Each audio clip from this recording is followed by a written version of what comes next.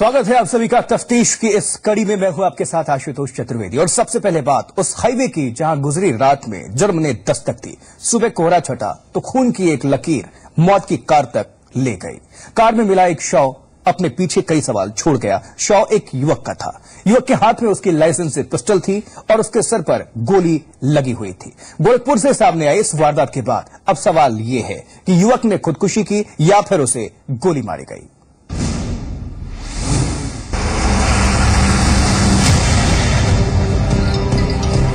गोरखपुर का बांधा गाड़ा 4 लेन और इस 4 लेन पर जैसे ही सुबह कोहरे की धुंध हटी, एक कार और उसमें एक युवक की संदिग्ध परिस्थितियों में मौत की खबर ने इस इलाके में सनसनी फैला दी।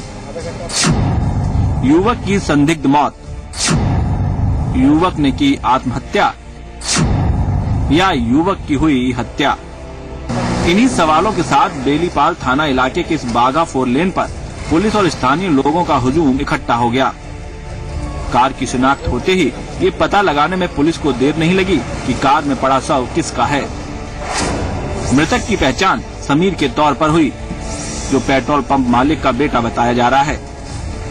मौके पर जब पुलिस की आमद हुई तो कार में युवक का शव खून से सना हुआ था। युवक के हाथ में उसकी लाइसेंसी पिस्टल थी और उसके सिर पर गोली लगी हुई थी। देखने से यही लग रहा था कि युवक ने खुदकुशी की है या फिर उसे किसी ने करीब से गोली मारी है। वहीं मौके पर पहुंचे उसके परिजनों की माने तो समीर आत्महत्या कभी नहीं कर सकता। नहीं, आत्महत्या का कोई भी सूरत नहीं है। ये हमारा परिवार एक ठीक संपन्न परिवार है, कहीं से कोई टेंशन नहीं है, एकदम सुखी संपन्न परिवार है। ये लड़का भी अपना जो है बहुत अच्छे से सफल बिजनेसमैन के रूप में ये स्थापित है। इसके तो अभी शादी ब्याह की बात चल रही थी, तो इस तरह का कोई कारण नहीं है। हमें तो पहले ये देखना है कि आमतौर पर ये 9 बजे पंप से चला किससे मिलने, इनकी हत्या की गई है। और हम कल रात से कह रहे थे कि जो है साफ सर्विलांस में इनका फोन लगा दिया जाए, क्योंकि फोन बज रहा पर उठ नहीं रहा है। समीर ने आत्महत्या की या फिर हत्या कर उसकी मौत को संदिग्ध बनाने की कोशिश की गई, ये तो जांच के बाद ही साबित हो पाएगा। लिहाजा मौत की असली वजहों का पता लगाने के लिए पुलिस ने शव को पोस्टमार्टम के लिए भेज दिया है। ये मिस्टर समीर हैं, son of late Vinod Pandey ji. इनकी डेड बॉडी मिली है एक मारुति 800 कार में, ड्राइविंग सीट पे। इनके हाथों में इनका लाइसेंसी असलहा है, जिससे गोली मारना प्रथम दृष्टया प्रतीत होता है। प्रथम दृष्टया ये आत्महत्या का प्रकरण लग रहा है, बाकी छानबीन की जा रही है। परिजनों की तहरीर पर मामला दर्ज कर पुलिस ये जानने में जुट गई है कि अगर समीर ने आत्महत्या की तो उसकी असली वजह क्या थी। इस पहलू पर भी जांच हो सकती है कि समीर की किसी ने हत्या की तो फिर कातिल कौन है। फिलहाल मौके से बरामद सबूतों को इकट्ठा कर जांच के लिए भेज दिया गया है। उम्मीद है पुलिस जल्द ही हत्या और आत्महत्या की इस गुत्थी को सुलझा लेगी। प्रदीप तिवारी, जी मीडिया, गोरखपुर।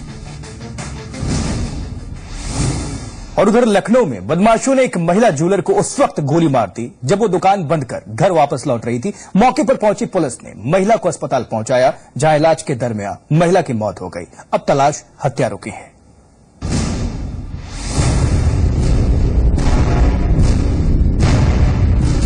बेखौफ बदमाशों की करतूत, महिला ज्वेलर की हत्या। लखनऊ का आशियाना इलाका। देर रात यहां बेखौफ बदमाशों ने जिस वारदात को अंजाम दिया, उसने एक बार फिर ये सवाल खड़ा कर दिया है कि राजधानी में क्या अपराधियों के निशाने पर है व्यापारी? क्या अपराधियों में कानून का खौफ खत्म हो चुका है? तस्वीरों में एक याद बनकर सिमट चुकी इस महिला की बुधवार रात हत्या कर दी गई।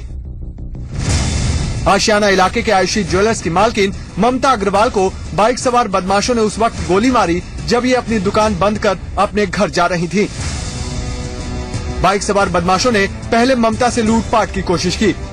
ममता के शोर मचाने पर अपराधी घबरा गए और उन्हें गोलियों से छलनी कर दिया। आयुषी ज्वेलर्स है, तो इनकी जो मतलब मालकिन है ममता अग्रवाल, ये 9:30-10 बजे करीब दुकान बंद करके घर जा रही थी। तो रिक्शा है उनका करीब अपना बंधा हुआ है, तो लेके जा रही थी। तो घर से करीब 100 मीटर पहले कुछ बदमाशों ने उनको रोका, उनका बाइक छीनने लगे तो उन्होंने प्रतिरोध किया, जिसमें उनको गोली मार दी। मौके पर पहुंची पुलिस ने ममता अग्रवाल को लोक बंधु अस्पताल तो पहुंचाया, लेकिन उन्हें बचाया नहीं जा सका। अब तक की छानबीन से ये ऐसा प्रतीत हो रहा है कि ये लूटपाट के इरादे से रोका गया था और इनके प्रतिरोध करने पे गोली चला दी गई जो इनको लगी और जिससे इनकी मृत्यु हो गई है। तफ्तीश शुरू कर दी है। हमारा पूरा प्रयास होगा कि जल्द से जल्द इस घटना का दमन करें। फिलहाल पुलिस ने मामला दर्ज कर बदमाशों की तलाश तेज कर दी है, लेकिन इस ताजा वारदात के बाद स्थानीय व्यापारियों में शासन प्रशासन के खिलाफ खासा रोष देखने को मिल रहा है। व्यापारी संघ लूट और ऐसी वारदातों के लिए स्थानीय पुलिस की कार्यशैली को जिम्मेदार ठहरा रहे हैं। नीरज मिश्रा, जी मीडिया, लखनऊ। और तफ्तीश में अगली खबर मेरठ से, जहां मेरठ में 6 लोगों की हत्या के मामले में 2 आरोपियों की गिरफ्तारी हुई है। इनमें मुख्य आरोपी नईम भी शामिल है। बताया जा रहा है कि एक तरफा प्यार का विरोध करने पर इस हत्याकांड को अंजाम दिया गया था। बता दें कि लिसाड़ी गेट थाना क्षेत्र के सुहेल गार्डन में 6 लोगों की गला रेत कर हत्या कर दी गई थी।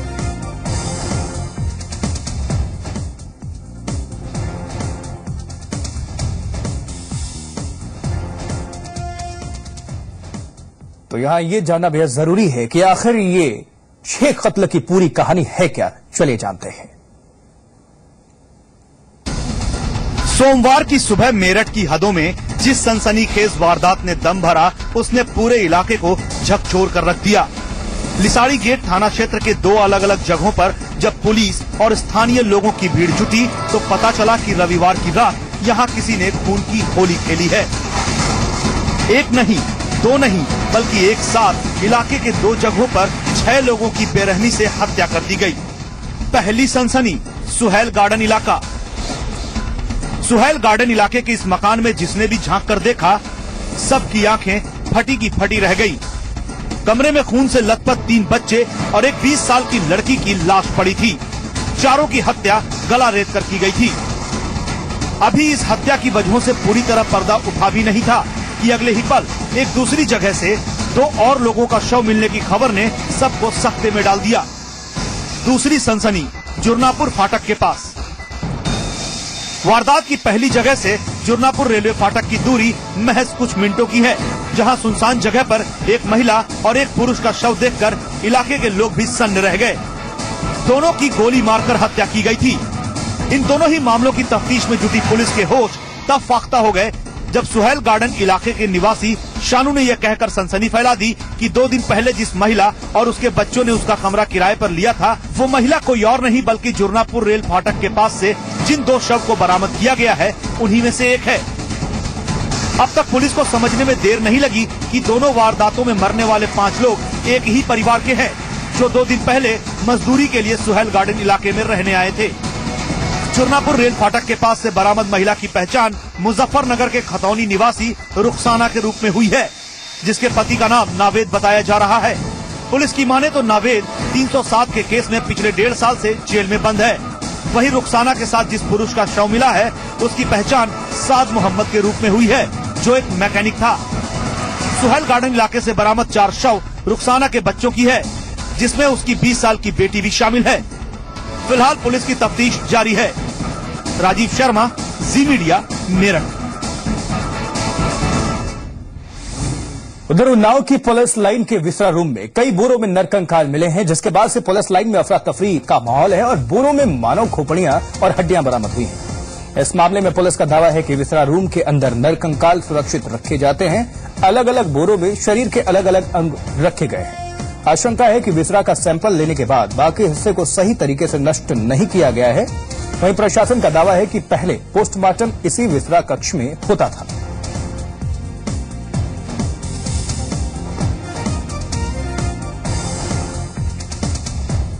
तो कई बोरों में नरकंकाल मिले हैं। मानव खोपड़ियां और हड्डियां बरामद हुई हैं। वहीं पुलिस का दावा है विसरा रूम में सुरक्षित रखे जाते हैं नरकंकाल।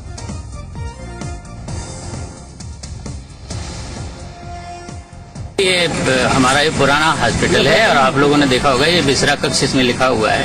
इसमें विसरा प्रिजर्व किए गए थे, वही पोटलियां यहाँ रखी हुई हैं। बाकी हम इसकी जांच कर रहे हैं, देख रहे हैं कि क्या क्या है इसमें। तो उसको हम देख रहे हैं कि किस प्रोविजन से इसको भी प्रिजर्व किया है, क्या है, कैसे है, इसकी जांच कर रहे हैं। कोई वगैरह और ये सब विसरा प्रिजर्व किया जाता था। ये बहुत पुराना हॉस्पिटल है, आपने देखा ही है कि ये विसरा कक्ष लिखा भी हुआ है। तो देखा आपने उन्नाव की पुलिस लाइन के विसरा रूम में कई बोरों में नरकंकाल मिले हैं। ये तस्वीरें आप देख रहे हैं चल रही क्या, और जिसके बाद से पुलिस लाइन में अफरा तफरी मच गई है। बोरों में मानव खोपड़ियां और हड्डियां बरामद की गई हैं। इस मामले में पुलिस का दावा है, जो कि आपने सुना भी, कि विसरा रूम के अंदर नरकंकाल सुरक्षित रखे जाते हैं। अलग अलग बोरों में शरीर के अलग अलग अंग रखे गए हैं और आशंका है कि विसरा का सैंपल लेने के बाद बाकी हिस्से को सही तरीके से नष्ट नहीं किया गया है। वहीं प्रशासन का दावा है कि पहले पोस्टमार्टम इसी विसरा कक्ष में होता था, जैसा कि पुलिस ने खुद ही यहां पर कहा, वो आपने सुना भी। अब सच्चाई क्या है ये तो जांच के बाद ही पता चल पाएगा।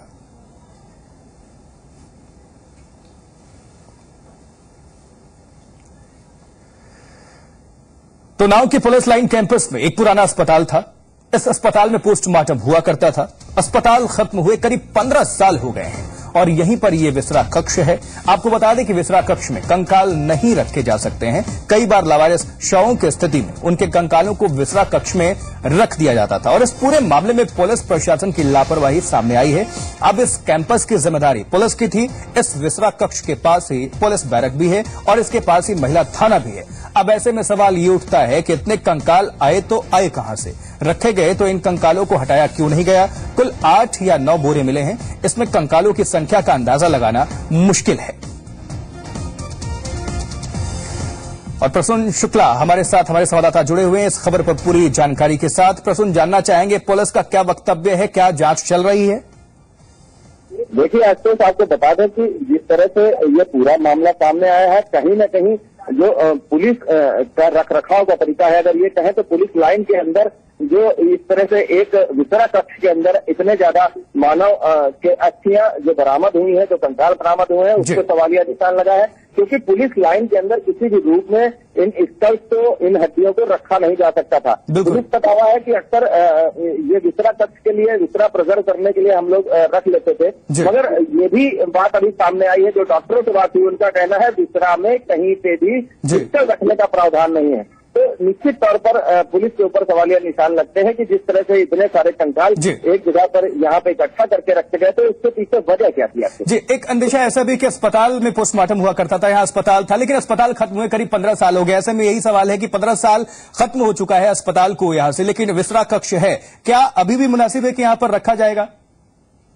नहीं, बिल्कुल। आज से 15 साल पहले ये अस्पताल बंद हो चुका था और अगर अस्पताल चल भी रहा था तो विसरा प्रिजर्व का कोई जो, हालांकि जो सभी जवान अफसरों की जो खुल करके तो नहीं मगर सामने बोल रहे हैं, मगर जो उनका कहना है, अगर उनकी बात तक मानी जाए तो अक्सर क्षेत्र में जो वारदातें होती हैं, अज्ञात शव बरामद होते हैं या नरकंकाल बरामद होते हैं, उनको इस बात के लिए रखा जाता है कि ये कंकाल क्या वास्तव में मानव के हैं, मगर इसके लिए अगर रखा भी गया था तो इनको इतने दिन तक रखा क्यों गया, इनको सुपुर्दे खाक क्यों नहीं किया गया, या इतने दिन से ये एक कमरे में बंद करके क्यों रखे गए थे, इसके पीछे पुलिस की कार्यशैली पे सवालिया निशान लग रहे हैं। आपको प्रसून, आपसे जानना चाहेंगे कुल कितने बोरे वहां से जो है वो पता चले हैं और इसमें कंकालों की संख्या क्या कुछ अंदाजा लग सकता है कि कितने कंकाल होंगे इसमें? देखिए, क्योंकि कंकाल पूर्णतया कोई एक रूप में नहीं है, अगर हम बात करें तो तकरीबन 10 से 12 बोरे ये एक कमरे में 10 बाई 10 का कमरा जो विसरा कक्ष के रूप में बाहर से दिखाई दे रहा है, उस कमरे में ये बोरे रखे हुए हैं। कुछ बोरे खुल चुके हैं जिनमें रीढ़ की हड्डी दिखाई दे रही है, मानव की खोपड़ियां हैं और जो ह्यूमरस हड्डी होती है, इस तरह के कई जो मानव शरीर के अंग हैं वो अलग अलग हिस्सों में यहाँ पे दिखाई दे रहे हैं। आज तो इस कैंपस की जिम्मेदारी पुलिस की थी। इस विसरा कक्ष के पास पुलिस बैरक भी है और इसके पास महिला थाना भी है। ऐसे में सवाल उठता है कि आखिर इतने बड़े मात्रा में ये कंकाल कहां से है, इतने बड़े मात्रा में ये बोरे कहां से है? क्या कुछ पुलिस के आला अधिकारी इस पर कुछ भी चुप्पी साध रखे हैं या कुछ कहने को तैयार हुए हैं, कुछ भी कहा है उन्होंने?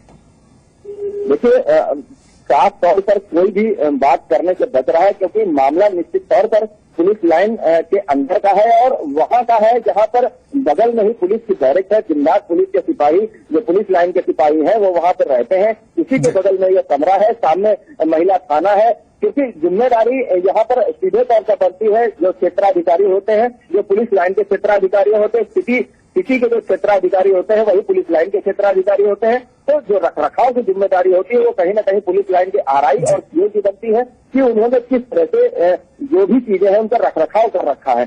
तो निश्चित तौर पर यह मामला निकल के आया है। तो अभी अधिकारी जांच की बात कर रहे हैं और जांच की बात करके इस पूरे मामले से पल्ला झाड़ रहे हैं। निश्चित तौर पर यह गंभीर मसला है, प्रस्तुत इस पर नजर बनाए रखिए। बहरहाल आपका बहुत शुक्रिया इन तमाम जानकारियों के लिए।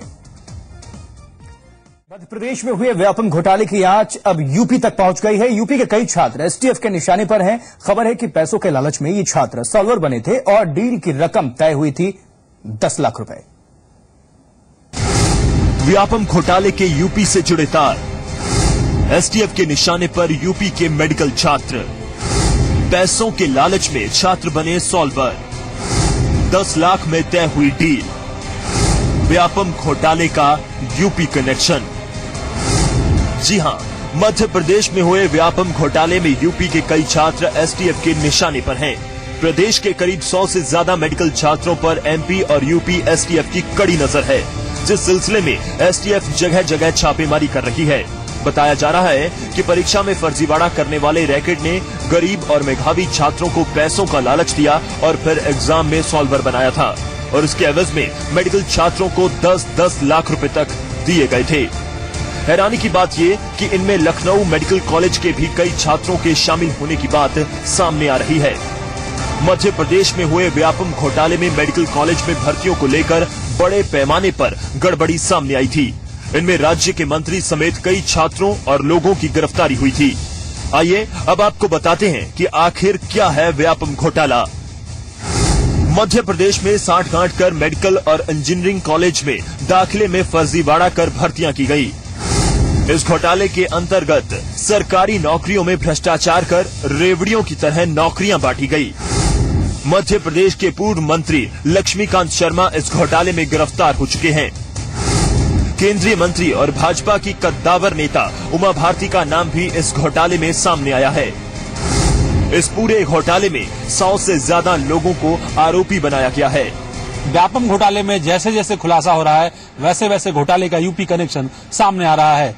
उत्तर प्रदेश से कई ऐसे छात्र हैं जो सॉल्वर के रूप में मध्य प्रदेश की इस परीक्षा में भाग लिए थे। कई सारे मेडिकल छात्रों पर सीधे तौर पर जो गिरोह सिंडिकेट था उसके लोगों ने कहीं न कहीं उन पर जो है प्रभाव बनाया, पैसे का लालच दिया और पैसे का लालच देने के बाद 100 से ज्यादा ऐसे मेडिकल छात्र हैं जो यूपी एसटीएफ और एमपी एसटीएफ के रडार पर हैं, जिनको लेकर के लगातार एजेंसियां पड़ताल कर रही हैं। कुछ को हिरासत में भी लिया गया है। अभी कुछ दिनों पहले भी यूपी एसटीएफ और एमपी एसटीएफ की टीम ने उत्तर प्रदेश के कई सारे इलाकों में छापेमारी की थी। यही नहीं, लखनऊ के केजीएमयू मेडिकल यूनिवर्सिटी में भी कई सारे ऐसे छात्र हैं, करीब 3 दर्जन से अधिक छात्र हैं जो संदिग्ध हैं, जिनकी भूमिका को लेकर के यूपी एसटीएफ और एमपी एसटीएफ लगातार पड़ताल कर रही है।